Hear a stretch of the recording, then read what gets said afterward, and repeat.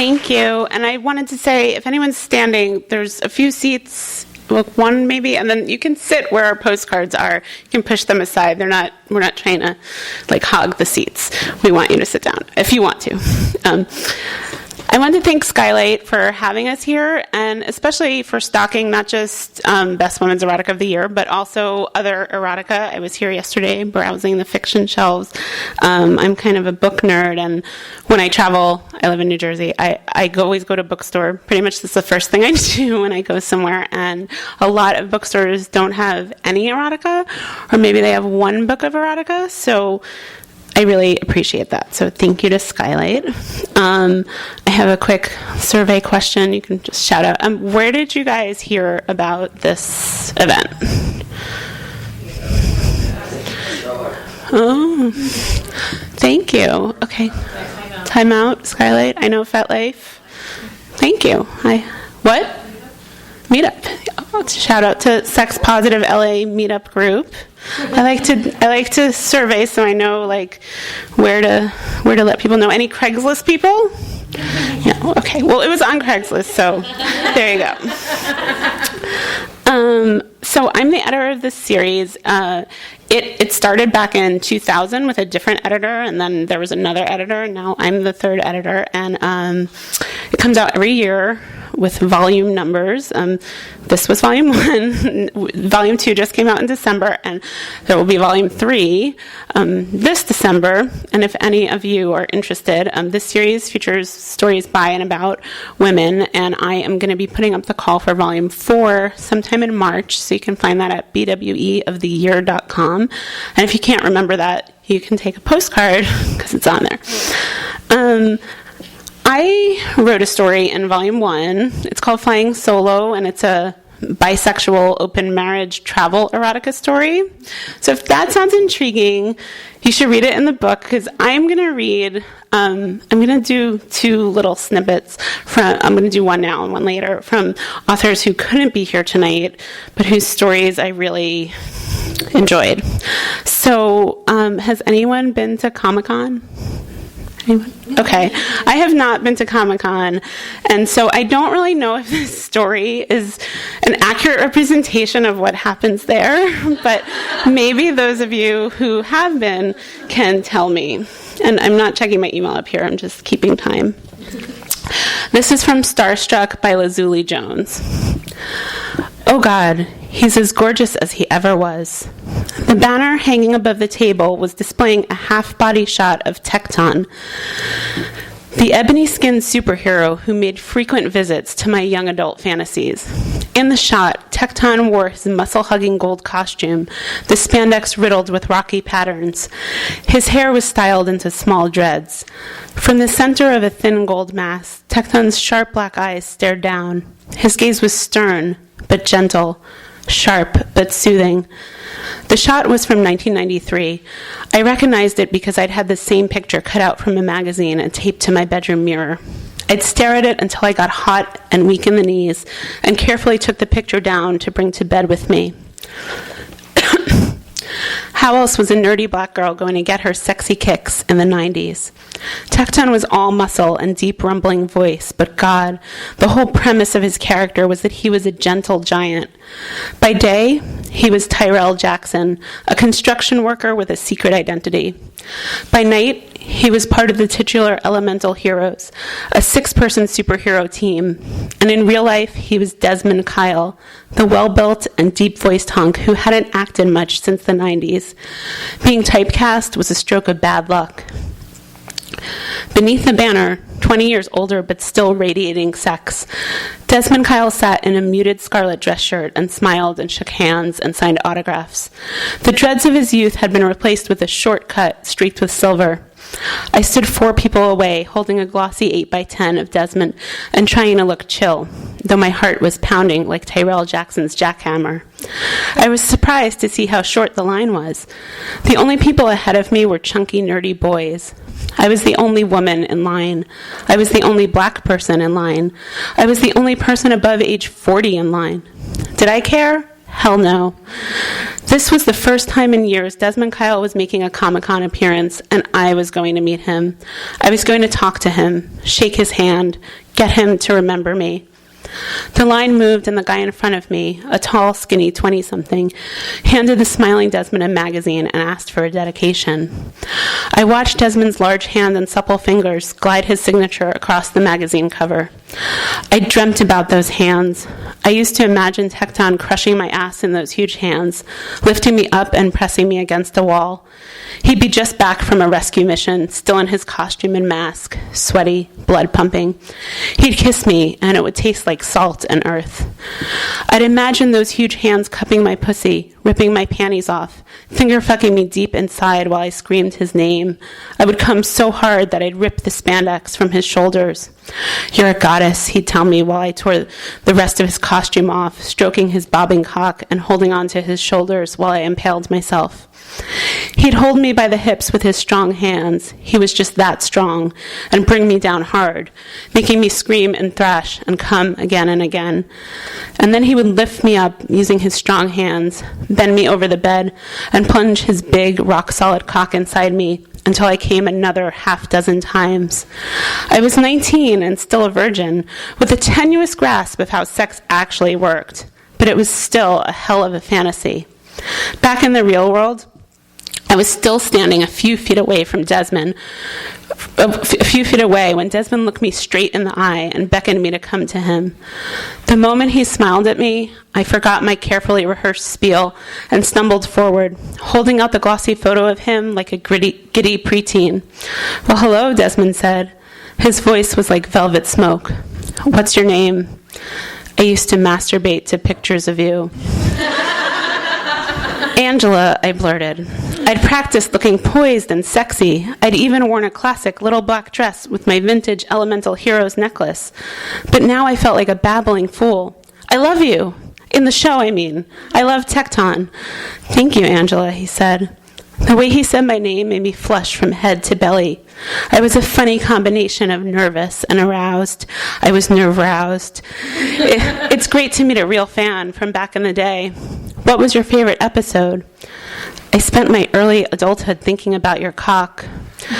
"Oh, you know," I said dumbly. I could smell his cologne from across the table. It was earthy and spicy, exactly how I had imagined him smelling. The frantic hammering in my chest turned into a pulsing want deep between my legs. "I loved everything you did, just everything." His large fingers wrapped around the Sharpie as he signed the photo I'd handed him. I imagined what those hands would feel like wrapped around my arms, my legs. One of Tecton's powers was super strength. Desmond looked like pure muscle poured into a gentle, relaxed frame, like he could break you, but he'd rather cuddle. "It was very nice meeting you, Angela," Desmond said. He handed me back the signed photo. I'd planned all along to shake his hand, but I only smiled when our fingertips brushed. "You gave me the best imaginary orgasms of my life." I walked away from the table, and just like that, the liquid heat pulsing in my veins and between my legs grew cold. I hugged the photo to my chest, shivering as I squeezed my breasts together, feeling like a fool now in my sad little black dress and my sad little pendant with the multicolored iris. I'd spent an awfully long time picking out an outfit for my drooling moron act in front of Desmond. Suddenly, I wasn't a grown-ass, sexy, confident woman anymore. I was the dorky little thing I was back in the 90s, with my stupid box braids I never knew how to style, not like the other stylish girls, and my clothes that always fit weird on my awkward teenage body. I needed a fucking drink. I'm gonna stop there, but you should definitely find out what happens when she goes and gets her drink.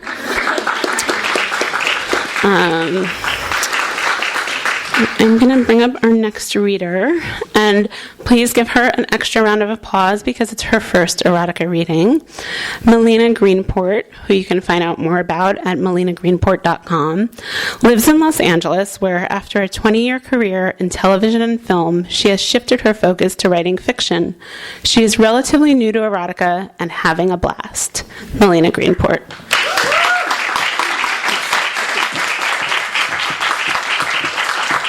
Thank you.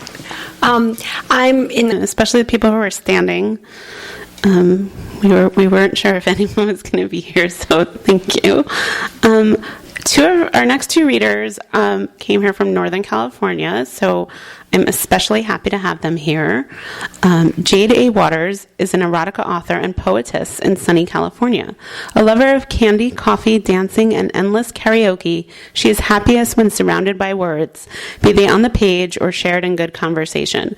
Her short fiction and poetry is featured in over a dozen anthologies from Cleis Press and Stupid Fish Productions, and she is the author of the Lessons in Control trilogy. The first one, The Assignment, is out now in ebook, and you can pick up a postcard back there. And she is hard at work on the next book in the series. You can find out more about her at jadeawaters.com and follow her on Twitter at jadeawaters. Jade.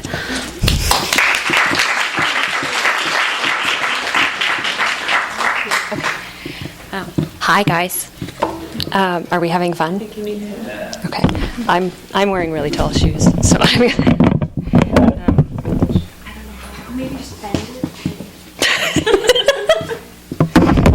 I just use the gadgets. I don't. Yeah. Okay. So Rachel asked for us to give a little background, and I'm about to read a snippet from Ophelia II, which was in Best Women's Erotica of the year, Volume 1. So this is drawing on my old theater days. I used to act a little bit in college and high school, and I was an understudy one year for a role I wanted really, really, really, really badly, and the actress assured me I would never have to go on stage. I got to go on stage, but this story was like taking flight of a girl who really wanted to be Ophelia in Hamlet, and she also is very fond of Philip, the gentleman who plays Hamlet himself. So we are back at Philip's house celebrating a good show. Just a little background for you. So I sipped the bourbon. It was hot going down, warming me more than I already was sitting in Philip's apartment with him staring at me with those heavy Hamlet eyes. I attempted to ignore the fight of my heart. I was usually strong enough to resist these terribly silly impulses around him, but it was impossible not to want him, not to imagine Hamlet speaking to me or Philip taking my hand, pining for my love, like his character did later on for Ophelia. I suddenly felt like her, a naive girl caught in the throes of some wild vision. It wasn't madness, though it felt like it as he surveyed me. "Good show tonight, huh?" I asked, needing yet again to get out of my head. Yeah, Tammy was on fire.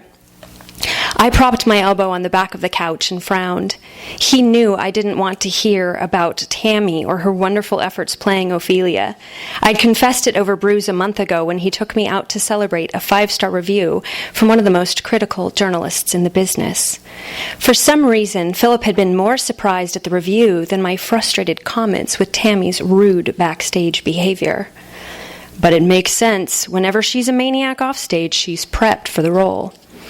I snickered, a loose spiral of my hair falling in my face. Philip caught it in his fingers and brushed it back, and I stared at him, surprised. "We should have been on stage together," he murmured. I shrugged.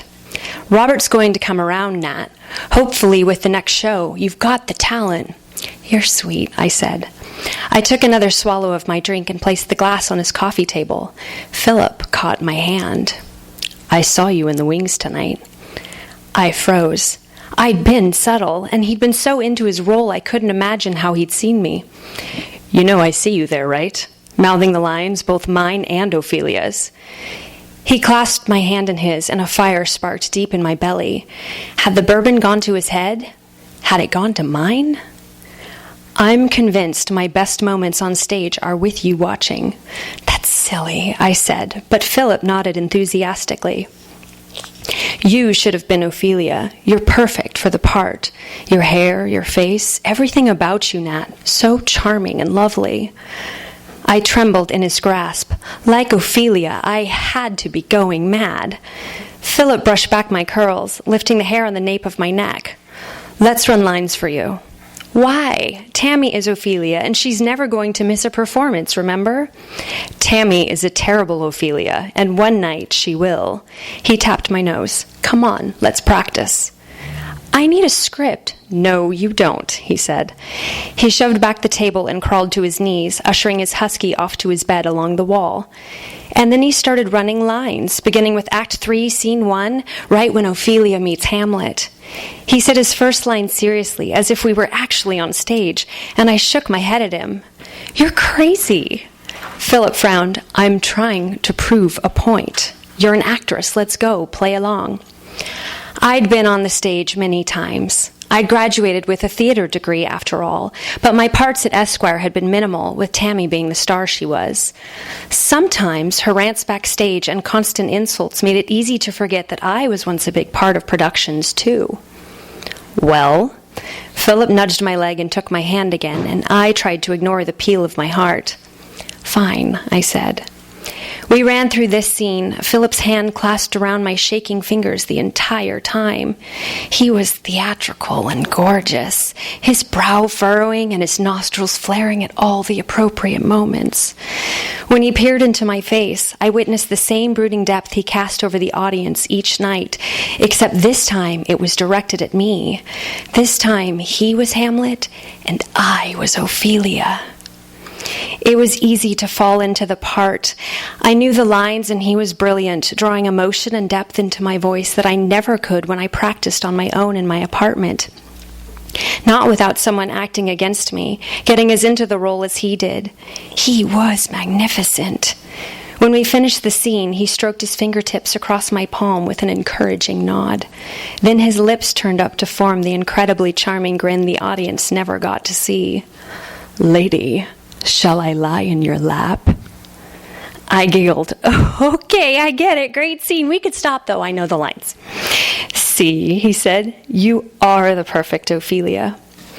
I rolled my eyes and Philip leaned closer, the movement catching my breath in my throat. Both of us were quiet as he crouched on the carpet. For some reason, the way he touched my cheek at his front door crossed my mind. Then the way he'd grinned at me at intermission, and all the times we'd hung out backstage when he'd told me he loved talking to me. My pulse raced a little quicker. Had I missed something in my Ophelia obsession? Philip curved his hands around my knees, increasing the pace of my heartbeat. And what a fair thought to lie between this maid's legs. That's not the line, I whispered. The look on his face was different. Not Hamlet. Not Philip. It was sweet and smitten, like the one I'd seen him wear as Romeo last year. I swallowed the lump in my throat as he inched his mouth closer to mine. You're right, it's not. I'd never seen him more handsome. You're perfect, Nat. This had to be a dream, an Ophelia-inspired daydream that I had somehow wandered into. But then Philip kissed me. His lips, like his hands, were soft on my skin, and I surrendered to the press of his mouth. When I parted my lips, the tip of his tongue grazed mine and sent tingles down my spine. I opened wider, letting him in, and then we were kissing with all the passion I imagined Ophelia would have shared with Hamlet if she'd had the chance. God, I've wanted to kiss you for months, he whispered between kisses. I couldn't move, couldn't breathe. Philip climbed onto the couch, taking me into his arms. But more, I've wanted to be alone with you, really alone with you, Nat. No drama, no Esquire chaos. His kiss was fast to my lips as he guided me back against the armrest. I trembled as his hands roamed my sides, then my breasts, caressing me like I dreamed of more than I'd ever dreamed of being Ophelia. When Philip caught the hem of my shirt, I flashed him an eager smile. He drew it over my head and traced his fingers across my belly, then my bra, his dark Hamlet eyes pouring over me. My pussy flooded with heat, and I shivered with the depth of his gaze. He looked as serious as he did on stage, except happier and more lustful. I grabbed at his shirt and unbuttoned it down to his waist, the sweetest whiff of him filling my nose as I exposed more of his skin. When Philip shrugged the fabric off his shoulders, he stunned me with the chest I'd seen so many times backstage, but this time naked with me. He lay over my body, and you'll have to read the rest.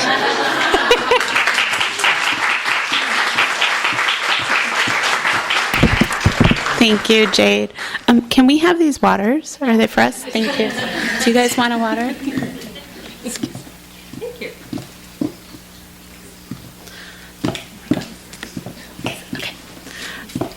Our next reader is also from Northern California, and this is her very first reading, so please give her a big round of applause. Jocelyn Bringas is the author of Heartthrob Fantasy and Heartthrob Daddy. Her stories have been published in various erotica anthologies, such as Zane's Caramel Flava and My Yes Sir Erotic Stories of Female Submission, and you can find out more about her at flirtingwithobscene.com. Jocelyn. All right. Hi, everyone. It's such an honor to be here. Thanks to Skylight, and thank you to Rachel. I'm going to be reading my story. It's titled Taste, and it was inspired by this pickup line that I overheard somebody saying at work. So here it goes. The cool San Francisco air was refreshing on my skin after being stuck behind a stuffy cubicle for 8 hours. I was following my routine of walking to the underground Embarcadero BART station to take my evening train ride home.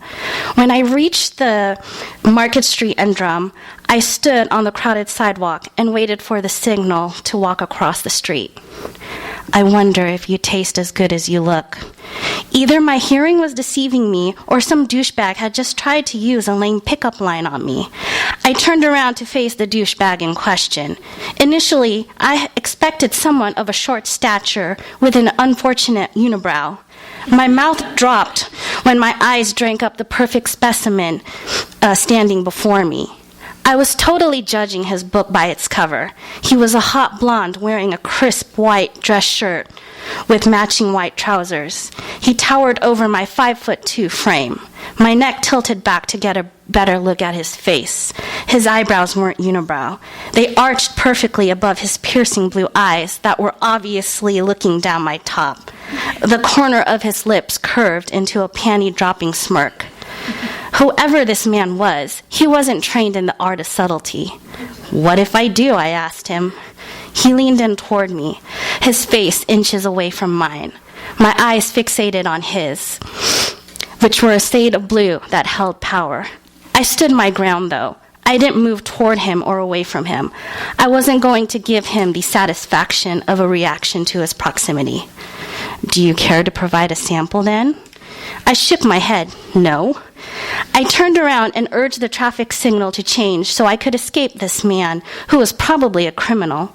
The signal changed, and that was my cue to walk. I was in such a hurry to walk across the street that I failed to notice a bike messenger headed toward me. Before I could collide with the bike messenger, I felt a pair of hands pull me out of the way. My back came in contact with the front of a hard body as the bike messenger zipped by at lightning speed. I was so overcome with shock that it took me a few minutes to realize whoever had pulled me out of the way was holding me possessively and not letting go. You sure smell good, so you must taste good, the voice of the hot blonde spoke into my ear. I should have been disgusted. I should have been screaming for help. I should have been fighting with all my strength to peel away from him. Instead, my body betrayed me as an electric thrill passed through my system. It had been a while since I'd been intimately close to a man. I didn't even know his name. He nudged me forward, and my legs hustled across the busy crosswalk. I continued taking the same path I'd taken every workday for the past year and a half, except this time I was completely self-conscious with every step.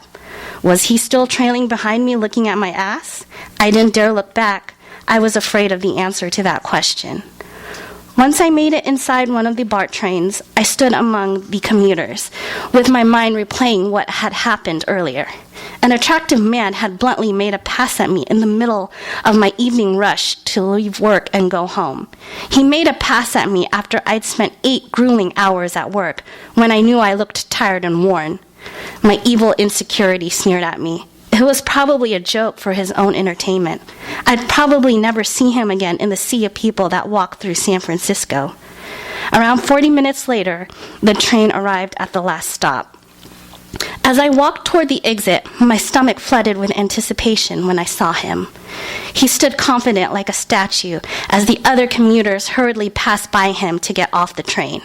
His bedroom eyes moved off me as I walked toward him. I found it ironic. He was all dressed in white like an innocent angel from heaven.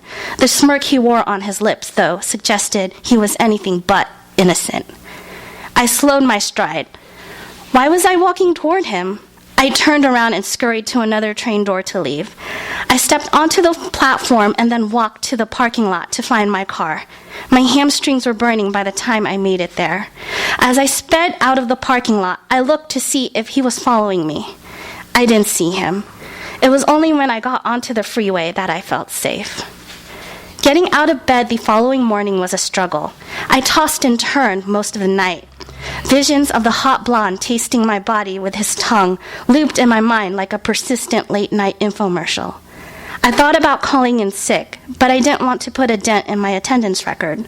The whole day I was distracted at work, and I couldn't concentrate on anything. Once the clock hit 5:30, I left the office and walked toward the Embarcadero BART station. I admit, my eyes were on the prowl for the hot blonde as I approached the train station.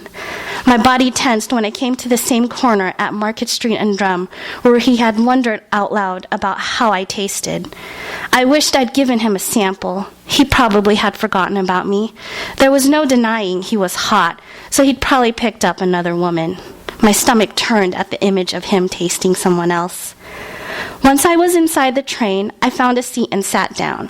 I stared out the window as the scenery of the Bay Area slid by. I tried to push out any thoughts of the hot blonde with the important topic of what I could have for dinner when I got home. About 15 minutes later into the ride, a hand settled on my right thigh. My body jolted in surprise. I turned to face the perpetrator. It was the man I had tried to forget. I reminded myself to breathe. How was it possible for someone to become increasingly hot after 24 hours? My eyes were salivating at the sight of him. His blonde hair was gelled up perfectly. All I wanted to do was run my fingers through it and mess it all up. He wore a blue dress shirt and black trousers that were most likely tailor-made to cling to his body in all the necessary places. I became aware of his hand on my thigh when I felt his fingers graze around my black pencil skirt. I looked down at his hand and wondered what its intentions were. I still want to know if you taste as good as you look. Really? He nodded his head. I should have been turned off by his bluntness. Instead, my head was swirling with images of his tongue working its magic between my thighs. He must have seen my explicit thoughts because his hand drifted closer to my core. I don't even know your name, I blurted out. Jack, remember that. You'll be screaming it later. I couldn't help but laugh at Jack's use of pickup lines. This had to be a joke. At any moment, he was going to halt his seductive touching and laugh his pretty ass off. You seem pretty sure of that, Jack. He flashed a smile. I guarantee it. In addition to pickup lines, he also liked to use commercial slogans. The train operator announced the last stop. Jack took my hand and gripped it possessively. I tried to yank it away, but his grip was firm. Kidnapping is against the law, I said, as he led me through the train station's parking lot. Jack stopped in his tracks and faced me. I felt the heat from his eyes burn into me. I barely knew him, yet my body wanted all of him. You're not a kid, and I'm not letting you nap. Jack recaptured my hand, and we continued walking until we reached a white Cadillac Escalade. I can't leave my car here, I said. Who said we're leaving? You're in good hands. Jack let go of my hand to pull out his car key remote. This was my chance to run away from him again. I sent a message to my legs to start moving, but my body was stubborn. Jack opened the rear passenger side door and gestured for me to go inside. I climbed in and sat down. He soon followed and shut the door. It was official. I was crazy. I had let an attractive stranger lure me into a car. It was the kind of situation law enforcement always warned against. He was probably going to kill me, and I had willingly stepped into his trap. Silence filled the Escalade. Jack rested his arm on the back seat as his eyes examined me. I wondered what he was thinking about. Was he plotting different ways to kill me, or was he thinking of tasting me? Why was the latter question turning me on? Jack broke the silence. I've never had a woman run away from me before.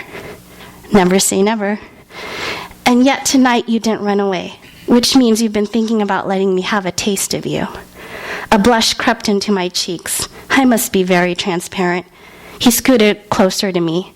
My right thigh was touching his left thigh. I was reminded of his height when I saw how much longer his legs looked next to mine. I don't know why you're fixated on tasting me, Jack. Are you sure you're not just hungry for food? There are lots of places to eat down the street. I was rambling, and judging by his smirk, he knew it. He leaned in close. His hot breath swept across my face. They don't have what I want on the menu. Jack's voice dripped sex. The ache between my legs grew unbearable. I squeezed my thighs in an attempt to provide some relief. It wasn't enough. I needed to be touched. He took one of my hands and brought it to the hem of my pencil skirt. He guided me in, dragging the hem up until my skirt was bunched up at my waist. I separated my thighs and awaited his next move. Thank you. Thank you, Jocelyn. And maybe if you want to ask her during the Q&A, there's also a celebrity, I believe, inspiration for her story that she did not mention, but that she told me in an interview I did on our Tumblr. So maybe you can tell us more about that later. I'm going to finish off with a brief reading from Volume 2. What you need to know about this story is it's called Wordless Surrender by Janelle Reston. And Allie is a hearing-impaired dominant, and Marbeth is her submissive. Inside the bedroom, removing Marbeth's raincoat was like unwrapping a gift. She wore nothing under the turquoise shell other than what Allie had commanded, and was all the more lovely for it. Her firm breasts, mounds of fresh cream dotted with caramel nipples, stood proudly over the red latex corset, hugging her torso from lower ribs to hips, its black laces pulled snug to moderately restrict her breathing. The crotch of her negligible scarlet briefs was damp with arousal. Ellie hung the coat on a hook by the bedroom door, pulling the collar from its pocket as she did so. The leather was flexible and warm from Marbeth's body heat. Marbeth stepped closer, the exquisite scent of fresh skin mixed with citrus and cardamom wafting from her skin. She raised her chin, elongating and exposing her neck. Allie brushed her fingers along the smooth skin, pausing over the carotid artery to feel Marbeth's pulse. Marbeth's lips parted slightly, her throat expanding as she sucked in a sharp breath. "Are you mine?" The steel lock and key brushed against Allie's wrist as she signed the words. Marbeth eyed it hungrily. "If you will have me." Allie latched the collar around Marbeth's throat. She removed the lock from the chain on her wrists and slipped it through the collar's buckle. The expression on Marbeth's face became noticeably more relaxed the instant Allie locked it. The tension melted from her cheeks and the corners of her eyes. Her lower jaw dropped, letting go of its stranglehold on her upper teeth. Her breasts heaved as she took a shuddering breath, her lips quivering as the air passed through them. "I am yours, my queen, and I live to serve you. Allow me to make you happy today." Allie smiled. "I have a surprise for you. Hold out your hands." Marbeth said nothing as she surrendered her hands to Allie, holding them palms up before her body. But her brows were question marks. She furrowed them the way people do in American Sign Language when asking why. She might as well have signed the word. "Because it pleases me," Allie answered. Marbeth blushed, perhaps over embarrassment for asking a question without permission, or perhaps because pleasing Allie was her pleasure. Allie didn't worry about the reason. Instead, she took pleasure in how the blush made Marbeth's cheeks pink and darkened her lips. Allie wondered if Marbeth's labia were already the same shade of rose. Allie removed the handcuffs from the drawer, leaving the chain and padlock that linked them behind for the moment. She set one in Marbeth's right palm as she looped the other around Marbeth's left wrist. Marbeth's eyes were heavy on her, and she buckled it in place, and heavier as Allie proceeded to cuff her right wrist as well. "Do you trust me?" Allie signed. Yes. Allie turned back to the dresser to remove the chain and its padlock. They were cold. Allie clutched them to infuse her body heat into the metal before dropping both into Marbeth's open palms. Marbeth gulped. The lock over her throat swayed. You understand what I want? Allie asked. To bind my hands together. With her fingers clasped around the chain, Marbeth's words were clumsy and muffled. Still, Allie understood them. You are very good at using words to communicate with me. But words aren't the only way to communicate. We must read each other's bodies and spirits as well. Our breaths, our scents, the tension and relaxation of our muscles, the way each of us reacts to touch. I want to read you in a different way. Marbeth's pupils grew wide and dark, encroaching on her irises until they were nothing but thin gold halos. She licked her lips. Allie's plan for today was the right one. She turned to the drawer and pulled out a large jingle bell that she immediately dropped to the floor. In an instant, Herman was at her ankles, nudging her calves to get her attention, then nosing the bell to show her it had fallen. She patted him on the head and dismissed him, watching as his white tail disappeared behind the partially open bedroom door. She picked up the bell and pressed it into Marbeth's palm beside the chain. The bell is your safe word. Shake or drop it, and I'll know to stop. You can read the rest in the book. Thank you, everybody. I wanted to plug an event that's happening tomorrow night. I unfortunately have to go home tonight, so I can't be there, but my friend Elle Chase just wrote a book called Curvy Girl Sex, and she's having a book party from 7 to 10 tomorrow at the Pleasure Chest in Hollywood. So if you enjoy tonight, you'll probably enjoy that. You can find out more at llchase.com. I think we have time for questions? Okay, we have time for questions. Do you guys want to come up? Okay, questions? Okay, I'll ask Jocelyn about the celebrity inspiration while you guys think of some questions for us. Can you tell us about the celebrity inspiration you told me about? Okay, so I'm still stuck in the late 90s. I love boy bands. So my number one boy band is Backstreet Boys. Yeah. And my fave is Nick Carter. And he posted this picture in 2013 on Instagram where he was like wearing all white and he was just like looking like sexy into the camera.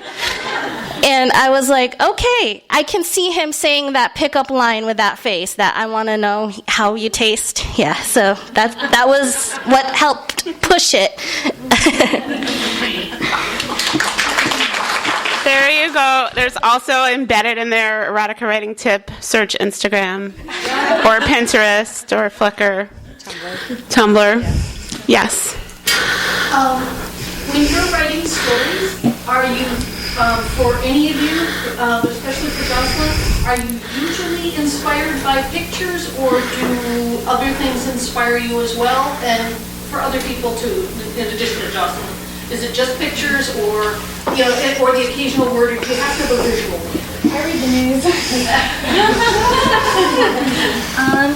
Yeah, for me, visual, and also, I guess, taking like little pieces of like experience and like how I feel, and that's how I do it. I'm usually more inspired by words. Like I'll overhear someone say a phrase, which of course I can't really think of one right now. Or is there a TV show called Necessary Roughness? Yes, there is, right? And it's also like a sports term, which of course I don't know. But I love that phrase, and I still haven't figured out the right story to go with it, but I really want to write a story called that. So like for me, it's usually words, but once in a while it's pictures. I'm rarely inspired by pictures. I like to look at them, though. I think for me, it's usually I will overhear something, or I have like this. I have like it's an idea stork, and it like pops first lines in my head a lot. I don't know why. It's just like I'll be running, and then suddenly, oh, that line, and I'll repeat it all the way. So all the way till I get home. So. More questions? Anyone? Yes. You and then you. What advice would you guys have for fledgling authors? I think when you can bring your own either interests and passions or knowledge. That's not to say like you can only write erotica about things that you've done, but if you know about the first thing that popped in my mind was race car driving, and I really don't know how you would write race car driving erotica, but maybe you would, or whatever. I mean, maybe you know about the opera. There's a story set at the opera in Volume 2, or, I used to play chess as a teenager, and I once wrote a chess erotica story that I don't think I would have been able to write if I hadn't. But you can also research on the internet, but I think taking bits of knowledge you might have, whether they're sexual knowledge or other kinds of knowledge, and like tweaking them and infusing that like the way Jade did in her Ophelia story. I think that's something that I would recommend. Not that you have to every time, but it can lend vividness to a story. I recommend reading. I'm a fledgling writer myself, and in fact, when I forgot to give my little origin that you told us, origin of this piece that I read. When I knew I wanted to submit to Rachel, the first thing I did was I read as much of her books that I could get my hand on. That was bad grammar, but I'm a little nervous.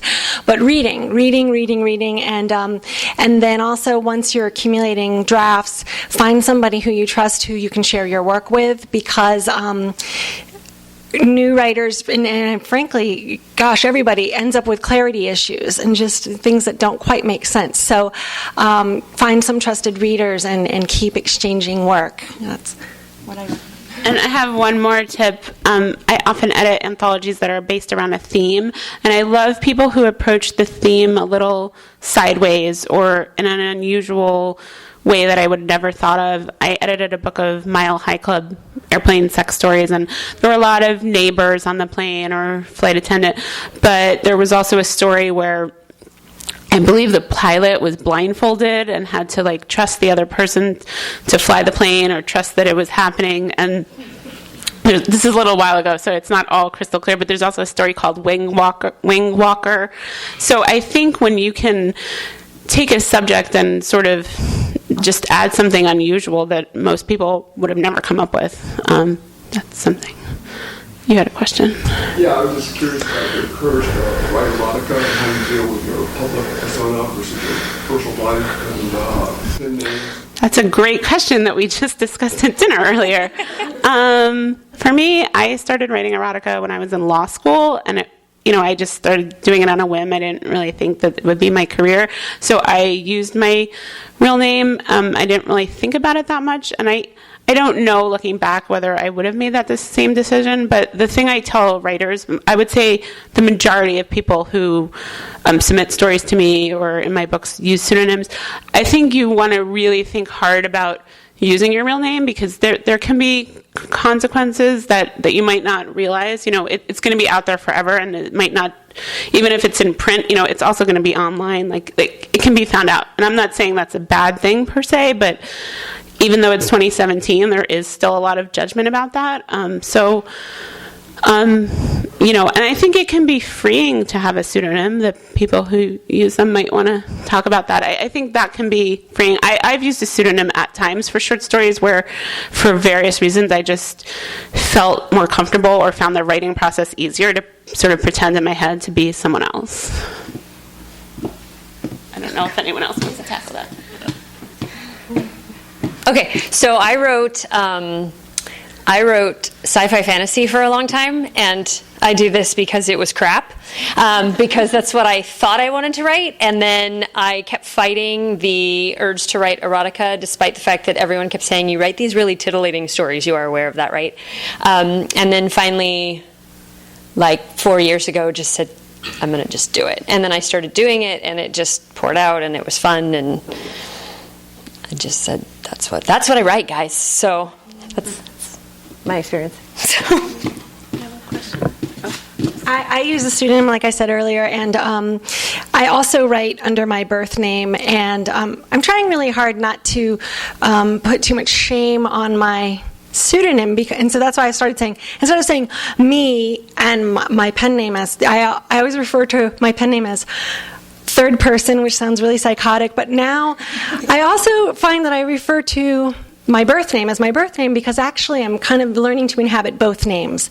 And my goal is, I would love to be able to stand up here with my real name and talk about labias with my niece and, what turns us on. But that's really, really complicated, particularly with my niece by marriage, who is only 9 years old and, can use the internet and find out, So I keep it secret right now, and I don't have a good answer. I always turn to people like Jade and Rachel. Rachel knows so many authors, and just kind of look at, find a mentor. What are the experts doing? And everybody has to choose their own path and their own limits. So I'm still highly uncomfortable with it, but it's fun also. So no, I don't know if that answers the question.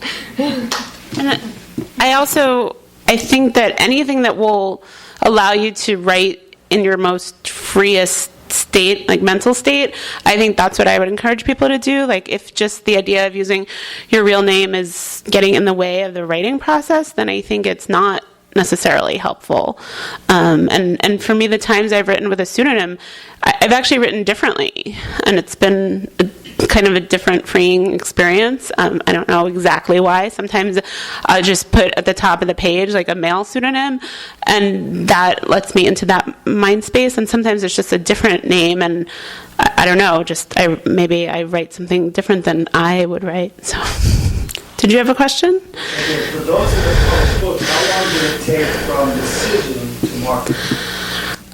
With my publisher, Cleis Press, which is a smaller independent press, it's about a year. It depends. I don't remember exactly. With smaller publishers, I think it's generally like it can be a year to 2 years. It can be less time.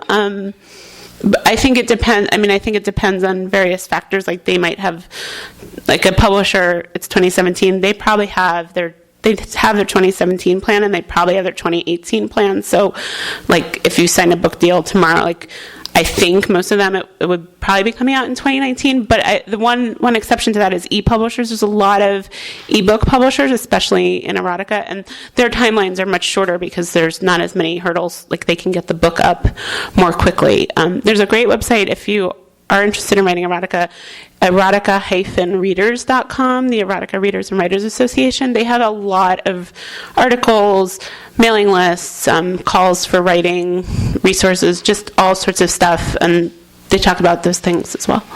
Do you want to answer that? Sure. Do you want to answer that? So I have just the one book out so far, but the whole series has moved very fast. It's with Carina Press, which is an ebook subdivision of Harlequin. I wrote the first book in the end of 2013, and then I went the agent route, and then that took a while, and then we took on the whole series, and it's been very fast since it was accepted. So, like, first book came out in December. I'm almost done editing the third book, which is coming out in June. So it's been super fast. But I think I've always heard 2 years is what I've always traditionally heard. So I don't know if that's helpful. Okay, I think 2 more questions. Yes? So when you're about to write a story, you kind of form the character in your mind, give them a little history, give them a little demographic information, a little visual information, and then first write the story around that. You just kind of sit down, start typing, and then hope the characters kind of like show up on your keyboard. Do one of you want to go first? For me, when I sit down to write, I don't plan it. I just let it happen and just see what sort of comes and structures and creates the character. And then I like to write it first and then reread it again and then add a little more to the character and build around that.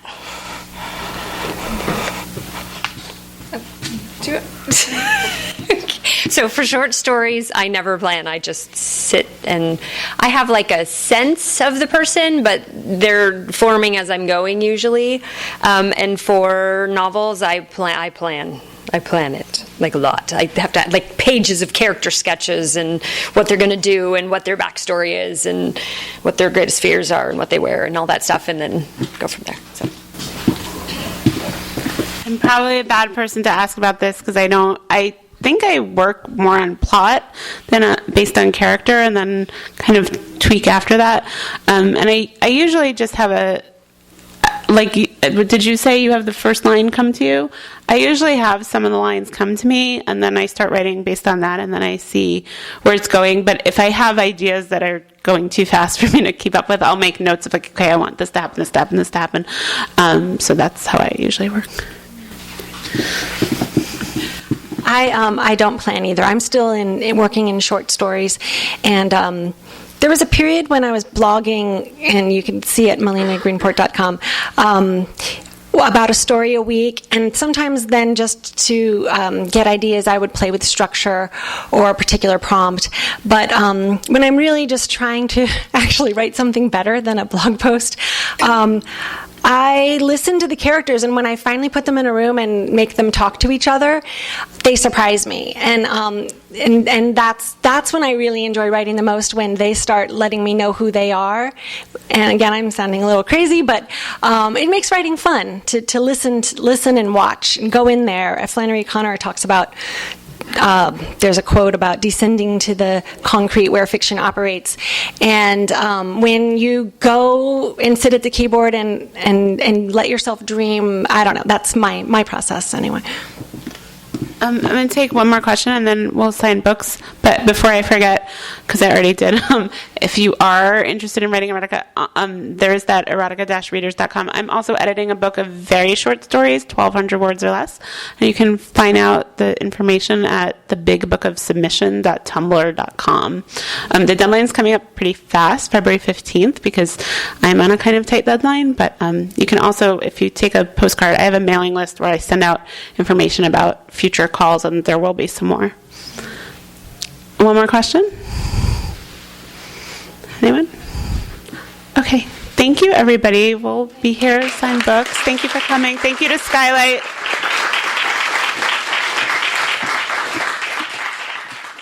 You've been listening to the Skylight Books Author Reading Series. Don't forget that you can listen to this and all of our other great podcasts at skylightbooks.com.